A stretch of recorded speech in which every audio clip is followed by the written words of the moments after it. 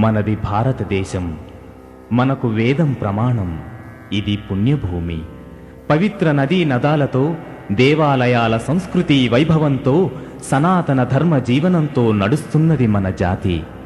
శ్రీ శంకర, రామానుజ, మధ్వాచార్యుల వంటి ప్రవక్తలు, షిరిడీ సాయిబాబా, రామకృష్ణ పరమహంస, అరవిందులు, వివేకానంద, భగవాన్ రమణ మహర్షి వంటి యోగి పుంగవులు మనలో జ్ఞానదీపం వెలిగించి వెళ్లారు. ఎందరో యోగులు, యోగినులు తపస్సంపన్నులై మనందరకు ధర్మజీవనం గురించి చెప్పారు. మనకు మతం లేదు, ధర్మమే మతం. మతం కంటే గొప్పది ధర్మం.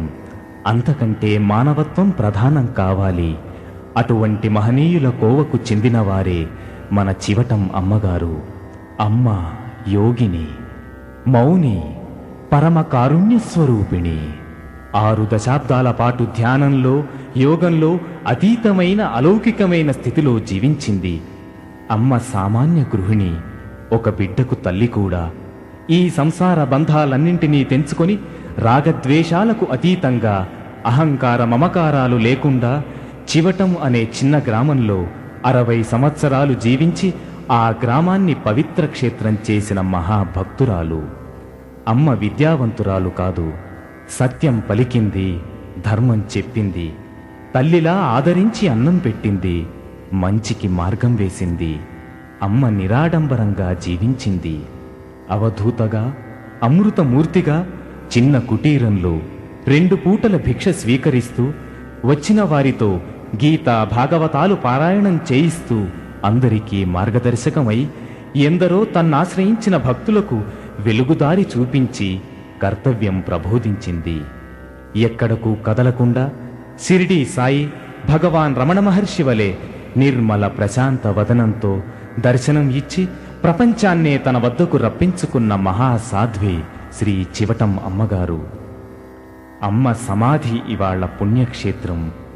భక్తులు నమ్మకంతో, విశ్వాసంతో సమాధి వద్ద నిశ్చల మనస్సుతో కూర్చుని ప్రశాంత మనస్సుతో వెళుతూ ఉంటారు. ముముక్షుత్వం సాధించుకున్న శక్తి స్వరూపిణి, నా దగ్గరకు అన్నీ పచ్చికాయలే వచ్చాయే, ఒక్క పండైనా రాలేదు, చచ్చేదాకా వస్తూ ఉండండి అంటూ మనం పండు అయ్యేందుకు బోధించారు అమ్మ.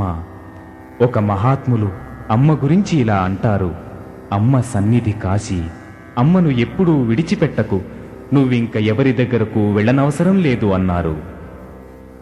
అమ్మ వైరాగ్యతత్వాన్ని ఆచరించిన పండు.